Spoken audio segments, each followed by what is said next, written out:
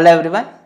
सो यहाँ पे जो क्वेश्चन है that is from JEE advance 2019। Again a very rigorous question. इसमें बहुत सारे कॉन्सेप्चुअली ये बहुत डिफिकल्ट क्वेश्चन नहीं है, बट इसमें बहुत सारे आपको चीज़ें समझना होगा क्वेश्चन को सॉल्व करने के लिए, ठीक है। और ये रिवीजन के लिए एक बहुत अच्छा क्वेश्चन है, इसमें बहुत सारे कॉन्सेप्ट हम कवर कर लेंगे, ठीक है। So let's start this. अगर आपने सॉल्व नहीं किया है पहले कभी इस क्वेश्चन को तो पॉज करके ट्राई करो, ठीक है। तो let's start with this question. Quadratic geometry का क्वेश्चन है। Always focus on diagram, rough sketch draw करने की कोशिश करो, उसके बाद you will get the idea कि क्वेश्चन में करना क्या है, ठीक है। So let's see. Let the circle C1 x² + y² = 9 and x - 3² y - 4² = 16 intersect at point x and y। तो फर्स्ट थिंग इज दो सर्कल हैं, 0,0 सेंटर है और 3,4 सेंटर है, ऐसा, ठीक है। They are intersecting at 2 points x and y। तो ये x और y पे से इंटरसेक्ट कर रहे हैं, ठीक है। नाउ सर्कल C3 जो है वो सेटिस्फाई कर रहा है फॉलोइंग कंडीशंस। तो कंडीशन क्या है C3? Centre of C3 is collinear with C1 and C2। मतलब दोनों सर्कल के जो सेंटर्स हैं इसके साथ कोलिनियर है। अगर ये C1 सेंटर है, ये C2 सेंटर है, इसी पे कहीं लाई कर रहा है C3। Second, C1 C2 both lie inside this circle, C3 के अंदर लाई कर रहे हैं ये दोनों। C3 touches C1 and C2, right. तो अगर C1 C2 इस सर्कल के अंदर है, C3 के अंदर है और टच कर रहे हैं, तो ऐसा कोई सर्कल बनेगा, इंटरनली टच करेंगे, ऐसा कोई सर्कल इसमें बनेगा, करेक्ट। ये आपका C3 सर्कल बन जाएगा। ये आपको समझ में आ रहा है कि इसका डायमीटर होगा, कहीं इसका मिड पॉइंट होगा, उस पर इसका सेंटर भी आ जाएगा। कहाँ पर होगा वो हम देखेंगे आगे, ठीक है। A line through x and y intersect the circle. ये कॉमन कॉर्ड है basically, this is intersecting at z and w। वो आपको क्वेश्चन मेंशन है। The common tangent of C1 and C3, C1 और C3 मतलब जो एक सर्कल ऐसा है और एक सर्कल ऐसा है, ठीक है, टच कर रहे हैं। तो इनका जो कॉमन टेंजेंट है, मतलब ये जो कॉमन टेंजेंट है, ठीक है, ये जो कॉमन टेंजेंट, तो कॉमन टेंजेंट दो सर्कल जो टच कर रहे हैं इसके बारे में आपको पता होना चाहिए। The common tangent is the radical axis which is s1 - s2 = 0, ठीक है। तो ऐसे आप जैसे जैसे आप क्वेश्चन को रीड करोगे आपको दिमाग में थॉट प्रोसेस होना चाहिए कि हम किस चीज़ को किस कॉन्सेप्ट से रिलेट कर सकते हैं, ठीक है। इस touching the parabola x² = 8α y, ठीक है, उस पैराबोला को किसी पैराबोला को टच कर रहा है। तो आपको देखो जो ऑप्शंस हैं बेसिकली आपको एक लिस्ट 1 और लिस्ट 2 मैच करना है। They have given the option, यहाँ पे उन्होंने ऑप्शन दिए हैं मैच करके, ठीक है। तो अल्टीमेटली हमारा क्वेश्चन है बस कि वैल्यूज़ क्या हैं, लेफ्ट राइट मैच करो, ठीक है। तो इसमें देखो h और k का फाइंड करना है। h और k क्या है, इस सर्कल का सेंटर है C3 का, तो उससे रिलेशन है। ZW XY, ये ZW और XY ये जो कॉमन कॉर्ड है इनकी इक्वेशन लेंथ फाइंड करनी है। एरिया ऑफ सम ट्राइंगल्स हैं वो हम देखेंगे और अल्फा का वैल्यू फाइंड करना है, ठीक है। तो सबसे पहले तो देखो सब कुछ जो है डिपेंडेंट है C3 के ऊपर, ये समझ में आता है। तो C3 हम फाइंड करेंगे सबसे पहले, ठीक है। तो लेट्स स्टार्ट द कैलकुलेशंस। तो I have clearly drawn this diagram. आप देख सकते हो सर्कल सेंटर C1 0,0 और सेंटर C2 3,4 और रेडियस 9, रेडियस इज 3 एंड 16 4, हाँ, ठीक है। तो this is the diagram, you can clearly see all the information are given in this, right. Now the first thing is C3 का centre radius क्या होगा। तो अगर हम C3 पे फोकस करें, C3 के लिए ये लाइन ऑब्वियसली डायमीटर है, बिकॉज क्वेश्चन मेंशन है कि C3 इस पे लाई कर रहा है, ठीक है। तो अगर ये डायमीटर है तो आप तो डायग्राम से आप बोल सकते हो कैसे, C1M जो है इस सर्कल का रेडियस है, you can clearly see centre और ये पॉइंट M इस पे लाई कर रहा है, तो ये रेडियस इज 3, तो यहाँ से ये डिस्टेंस 3 हो गया। C2N जो होगा, C2N क्या है, C2 इसका रेडियस है, इसका रेडियस कितना है 4, तो दिस इज 4। और C1 C2 हमको पता ही है this is equal to 5 distance फॉर्मूले से। तो अगर ये 5 है तो कहना है से 3 + 5 + 4 is equal to radius of the larger C3 circle, जो डायमीटर, सॉरी नॉट रेडियस, तो उसको हमने रेडियस R3 मान लिया, तो डायमीटर 2R3 हो गया। तो R3 का वैल्यू कितना हो गया, दिस इज इक्वल टू 5 8 9 3 12 6 हो गया। तो ये जो बड़ा वाला सर्कल है C3 उसका रेडियस इज 6, राइट। अब उसका सेंटर फाइंड करना है। तो सेंटर फाइंड करने के लिए आप क्या कर सकते हो, देखो सेंटर इस लाइन पे लाई कर रहा है, ठीक है।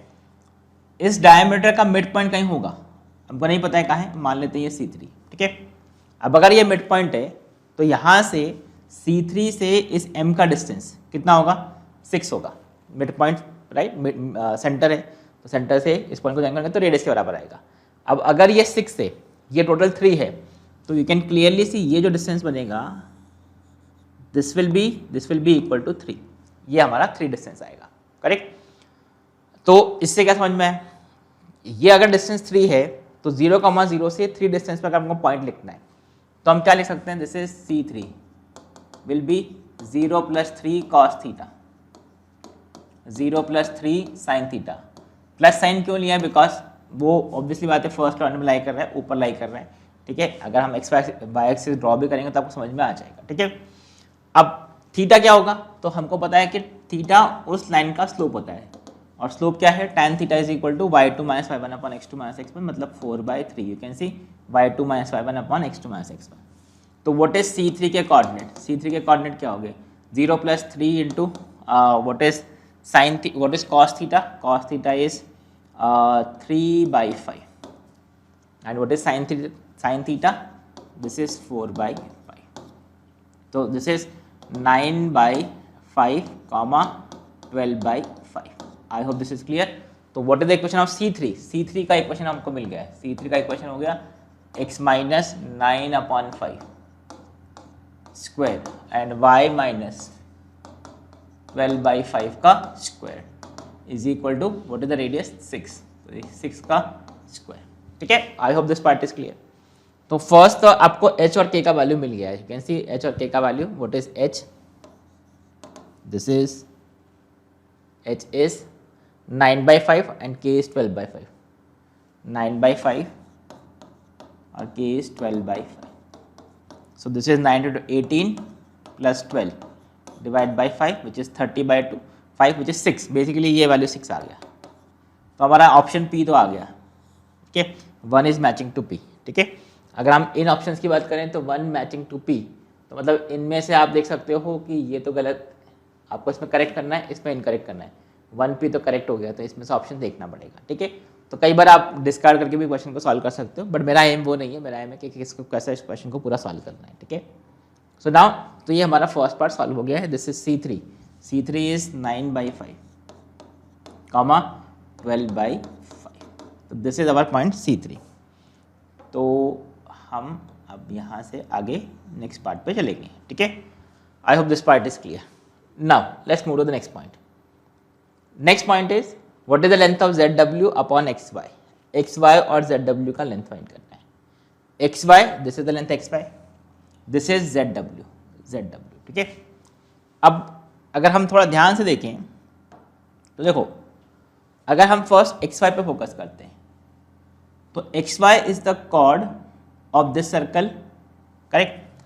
अब अगर इस सर्कल का कॉर्ड है, बेसिकली आप देखो, अगर हमने इस लाइन का इक्वेशन फाइंड कर दिया, अच्छा ये आप समझ सकते हो कि ये परपेंडिकुलर ही होगा और ये बाइसेक्टर ही होगा, क्योंकि परपेंडिकुलर बाइसेक्टर होगा, common chord is perpendicular bisector, right. So you can see if I join this, क्या किया हमने, सेंटर से ज्वाइन कर दिया, तो ये रेडियस हमको पता है, what is the radius of this circle, ये C1 सर्कल है, what is the radius of C1 circle, this is equal to 3। अब अगर हमने ये डिस्टेंस फाइंड कर लिया, तो ये डिस्टेंस फाइंड कर लिया, तो पाइथागोरस से, सॉरी ये डिस्टेंस फाइंड कर लिया, तो पाइथागोरस से हम ये डिस्टेंस आराम से फाइंड कर पाएंगे। अब क्वेश्चन ये आता है कि ये डिस्टेंस कैसे फाइंड करें, तो इस लाइन का इक्वेशन फाइंड करना पड़ेगा, बिकॉज परपेंडिकुलर डिस्टेंस है। तो what is the equation of XY बोल दो या ZW बोल दो, दोनों एक ही लाइन है।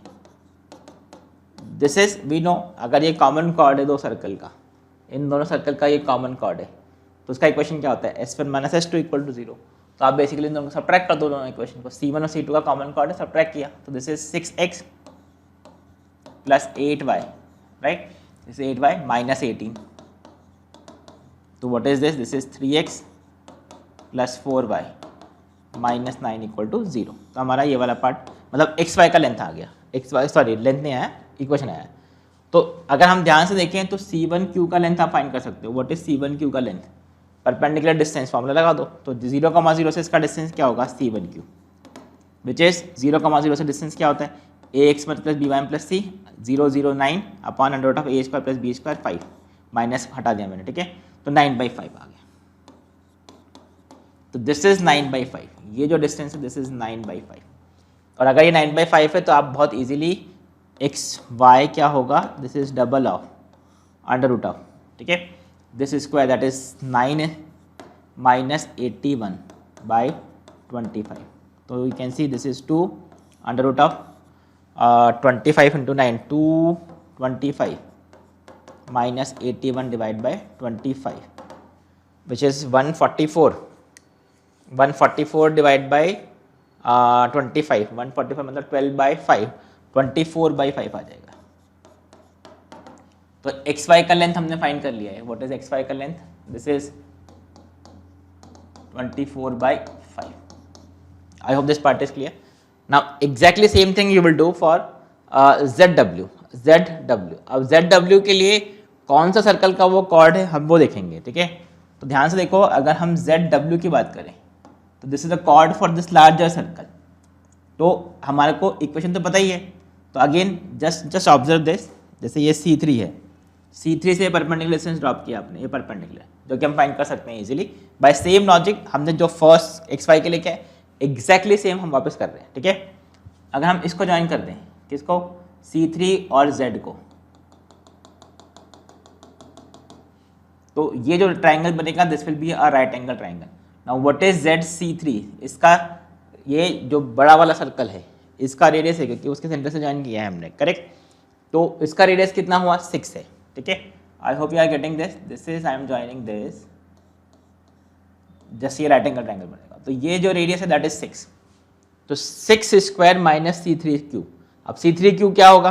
तो हम फिर से वही कर रहे हैं, C3 आई थिंक C1 की हमको ज़रूरत तो नहीं पड़ेगी, फिर भी मैं लिख देता हूँ. C1 is equal to 9/5. अगर हमको कहीं ज़रूरत पड़ी तो हम देखेंगे. ठीक है, now what is C3? C3 will be equal to length of perpendicular from this to this line. तो दिस इज 9/5 इंटू 3. कैलकुलेशन है इसमें, दिस इज 4 इंटू 12/5 माइनस 9. ठीक है, upon under root of A square plus B square. A square plus B square कितना हो गया? 5. तो this is 27 plus कितना हो गया? 48, 75 डिवाइड बाई 5. तो दिस इज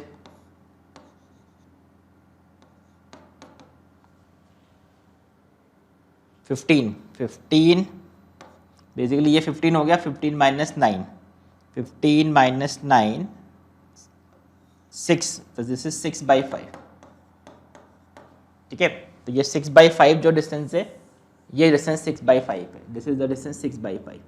तो पाइथागोरस अप्लाई करेंगे तो now you can see what is the distance ZQ find कर लेते हैं.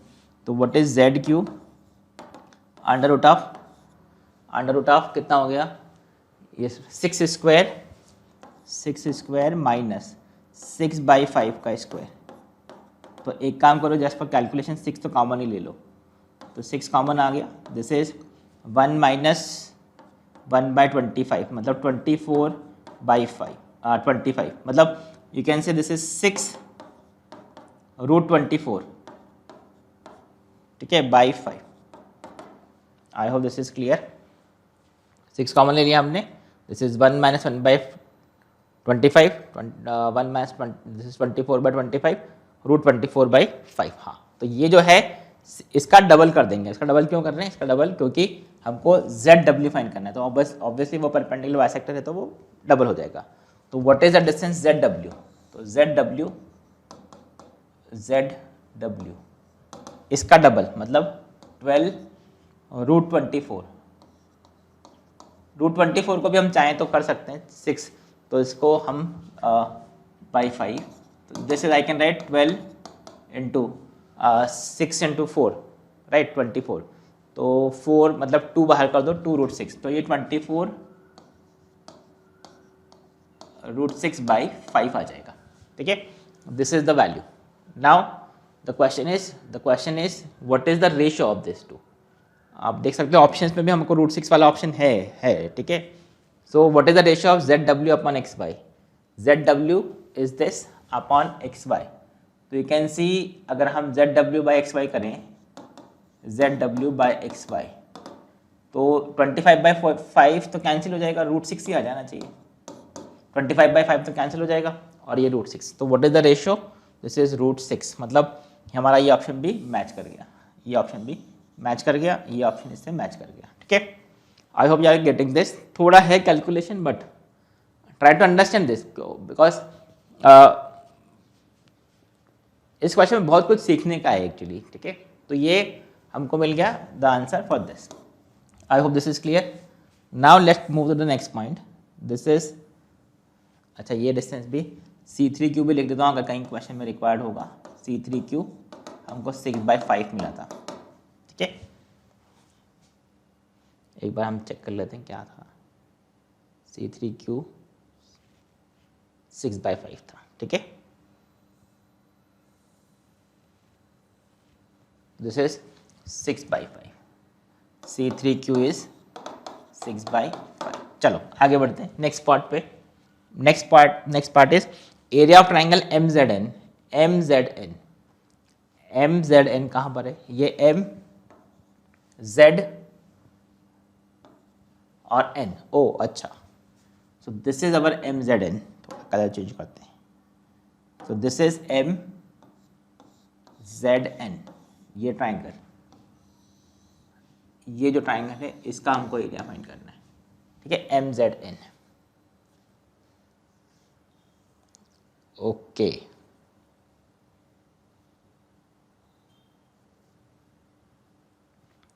अब MZN का एरिया कैसे फाइंड करना है ये हमको सोचना पड़ेगा। अच्छा, तो ठीक है, MZN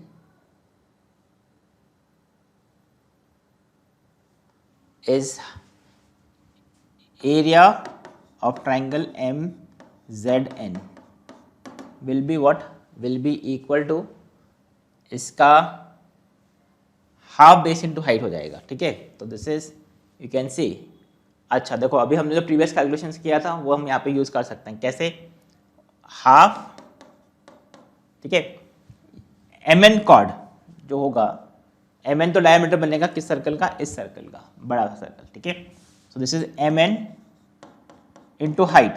अब हाइट क्या होगा, तो यू कैन क्लियरली सी ये जो लाइन है परपेंडिकुलर है इसके, किसके, MN is perpendicular to ZQ, तो यही इसका हाइट होगा इस ट्राइंगल का, ठीक है। तो this is ZQ। I hope this is clear, correct, या upon what is the area of triangle. अच्छा नेक्स्ट ट्राइंगल क्या है, नेक्स्ट ट्राइंगल इज ZMW।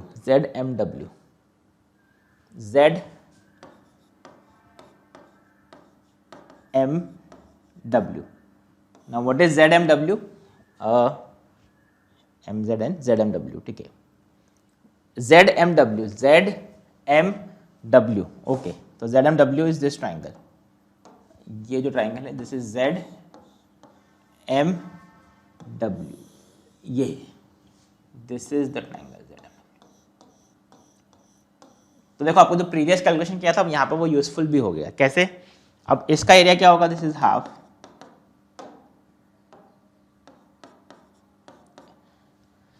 हाँ, तो now again this is ZW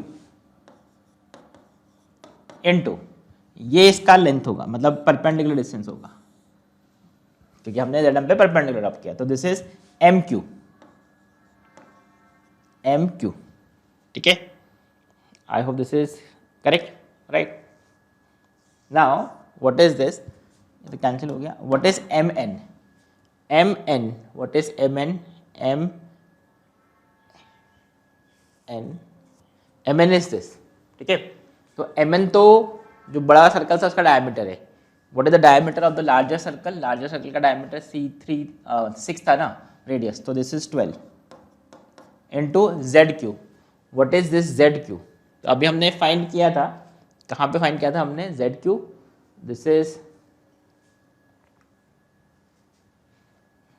हाँ ZQ तो ZW का हाफ ही है ना, तो ZQ अपॉन ZW, ओ हो, ये देखो ZQ अपॉन ZW, वो इन दोनों का रेशियो तो 2 ही है। ZQ is half of ZW, तो इनका रेशियो 1/2 है, तो मैं इसको कट करके क्या कर देता हूँ, इसको 2 कर देता हूँ, ठीक है। और अब M Q, what is M Q, M Q what is M Q, M कहाँ पर है, ये एम और ये क्यू, ठीक है।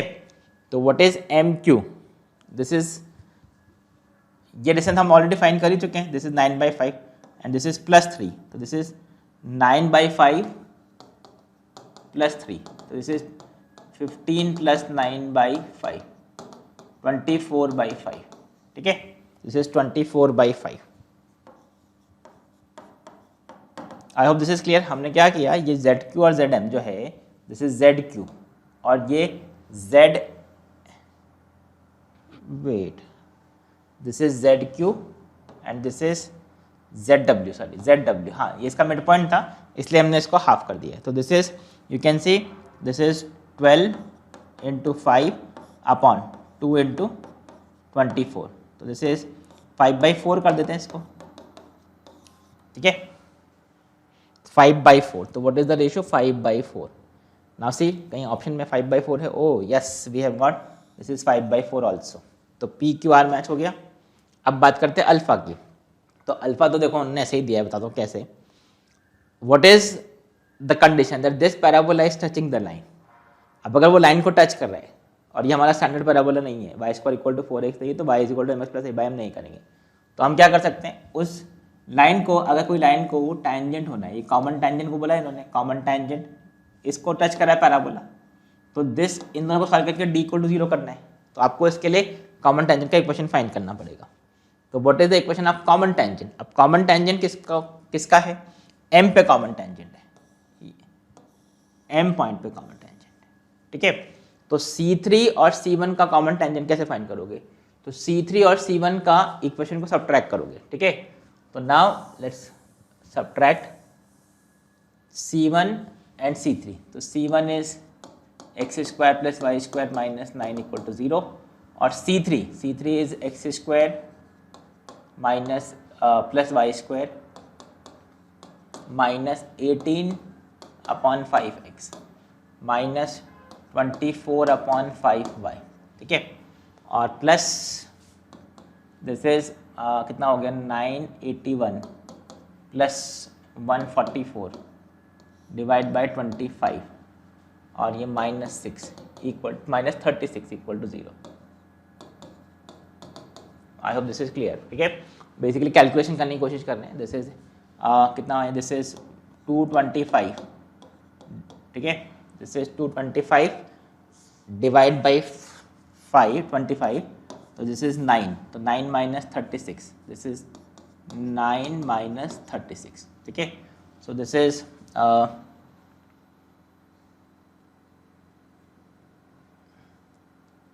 ये, I think this calculation is correct. This is 36 - 9 कितना हो गया अपना,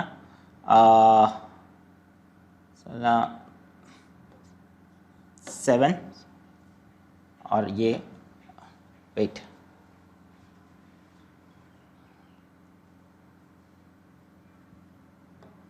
दिस इज 27,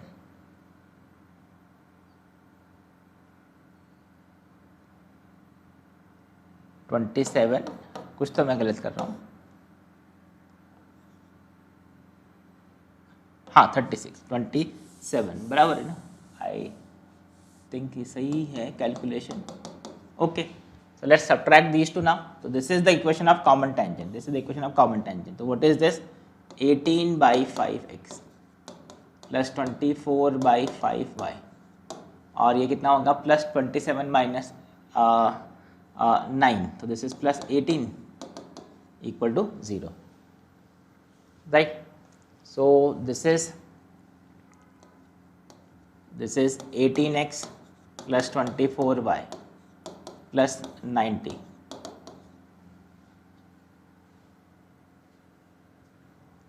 इसमें से हम और भी फैक्टर कैंसिल कर सकते हैं। This is what is this is 3x + 4y + 15 = 0।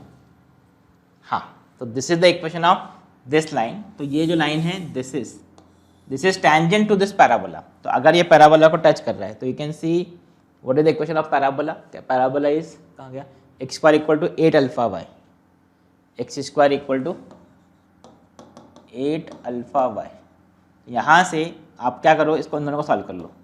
Solve करने के लिए क्या किया हमने, 3x प्लस 4, वाई का वैल्यू कितना है 8 x square upon 8 alpha plus 15 equal to 0।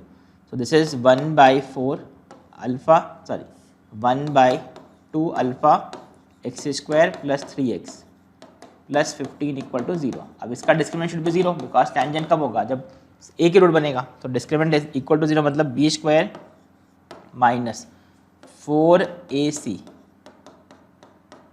Should be 0।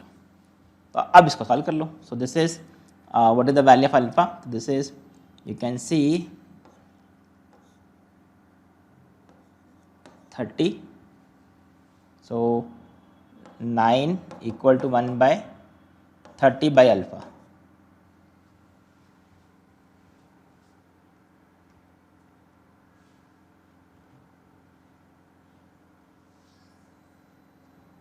So this is alpha is equal to 30 by 9, 10 by 3,